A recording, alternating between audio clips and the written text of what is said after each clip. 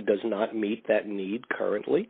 Probably won't for years to come because, again, you only have one school and they're turning out people as quickly as they can, but demand is outstripping the need, the supply. However, a spike, something that's saying now the system is being overwhelmed, I don't quite see that, at least not in the Northwest. Okay, gotcha. Yeah, so we've had the opportunity to speak to payers from various geographies, and comments have varied. Some have suspected just overdiagnosis of autism. Some haven't seen spikes or not even spikes, increases to what they expected. Kind of like on the grain of what you're saying, and it's just been significantly varied. From region to region. I think that's absolutely true, and again, it's going to be relative to the supply. So you're going to have to look at that, too, relative to the supply.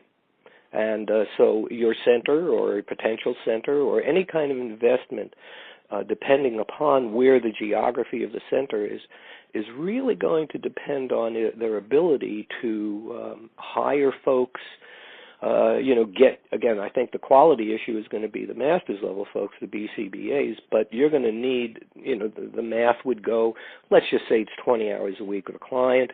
That means you need a given BCBA assistant can do 2 clients.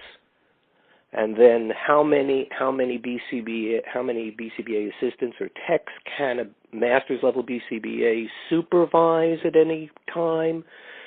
And still do the other services, be it family therapy or of course, all the treatment plan development and the treatment plan review and the supervision. Well, how many can they do? 5, 6, 7? Okay, so you now have a pyramid with one BCBA at the top, and you have a half a dozen assistants underneath them. So now you got 6, and each one can do 2 clients. That's 12 clients can be seen by that little pyramid. That can easily be overwhelmed in an area where there's only a handful of little hierarchies like that. If you're going to do a center, be it either a center where treatment takes place or an aggregated where we've got a stable of providers. And the essential services are delivered in the home, so we have, and as you mentioned, there can be travel involved with that. That there's real limitations, and particularly there becomes now limitations of travel, and you can look at that and say that there's we're being overwhelmed. I don't necessarily see it as a spike in diagnoses or a spike in diagnoses. I see a trend, but I don't see a spike. But I do see supply and demand being the issue that will drive my God, we are being overwhelmed. You're being overwhelmed because you don't have enough BCBAs and assistants. Gotcha. So what I'm understanding is in regard to the supply of providers and the demand for these therapists, the bottleneck from what I understand just seems to be that there just isn't enough therapists to account for, all the parents with autistic children who need treatment. I'm wondering though, from the payer side, while you're at Regents, did Regents employ any utilization management techniques for treatments of autism? Sure. I'm assuming there's there's the standard ones, prior authorization, etc. But was this a condition that you actively managed, or was it, or not so much? I think here you're dealing with the cycle that very often takes place inside of health plans, and so that cycle being, we're spending a lot of money on this service. We need to increase our utilization management. We're spending a lot of money on utilization management. The actual review process seems rather automatic. Let's back away from investing. It's costing us more money to do the than the gains we would make by moderating care. I've seen that cycle, even though, I've seen that cycle tremendously in business in general.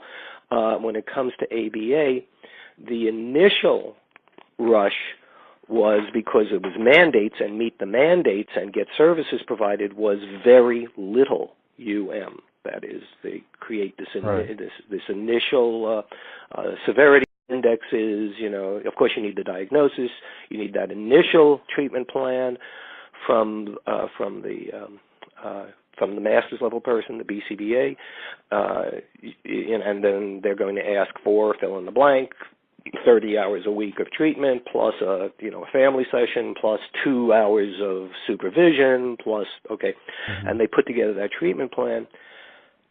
And for the most part, particularly when these mandates first come in, they're rubber stamped, unless there's something really out of the norm, some outlier.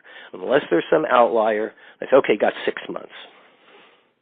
And then as time went on, even I saw that going on, you got a year before we review again. Of course, for severe kids, it might be 3 months. Now, I see that beginning to change now.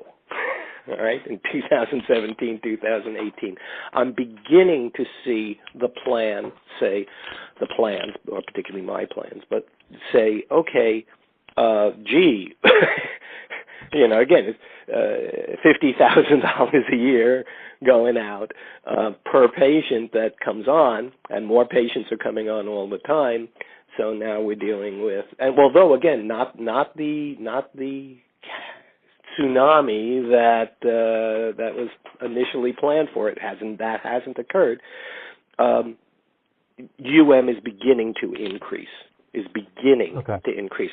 But having said that, I think if you've surveyed the country, there are those plans that are familiar with ABA and have been dealing with it now for half a decade or more, and then there are those that started last week, and you can assume that they are the first thing they're going to do is rubber stamp a whole lot of treatment. Right. So that covers a lot of our coverage, utilization, reimbursement questions. Let's go back to the idea of this center for ABA therapy, this best-in-class center, the one that our client is interested in creating. So to the initial question, you spoke of licensure, how it's to keep rates high, to manage networks, and just to provide the better services, you need to have master's level or even higher credentialed individuals supervising and running these centers. Are there any other factors that you think would make this center just more attractive? A telehealth option, concierge coordination, et cetera? Yeah, those are good questions. So there's a few things. The first thing is that you do need the physician or the psychologist available to make the diagnosis. You seem to be not fairly knowledgeable about the landscape, so I don't have to point out, but let me state the obvious. These mandates are ABA for autism. ABA can be applied to a lot of other diseases, a lot of other areas of dysfunction. That is not what these mandates are about. These mandates are ABA for autism, so you need that diagnosis. So with that sense, if you don't have in your center a psychiatrist or a psychologist, whoever meets the state requirement, you at least need to have access to these people, so that becomes a very smooth process. All right, that's number one. Number two, in terms of, I think you'll find that the coordination with the parents is going to be another marker. I said the quality of the BCBAs, the master's level folks, is really going to be a quality marker. I think the ability to coordinate with the parents. The parents, of course, are the ones, they're really you could have somebody in your home for 20 hours or 30 hours a week working with your child. But if you're not on board, if you're not focused, it's not going to be a successful outcome, number one. Number two, the parents tend to be the drivers. They're the ones, have been working with the kid, they're the ones networking. Very often now, it's like they've been lobbying for years for coverage. Now there's coverage, and coverage means somebody else, a UM person on the plan level, is making the decision on payment authorization. That can be very disconcerting.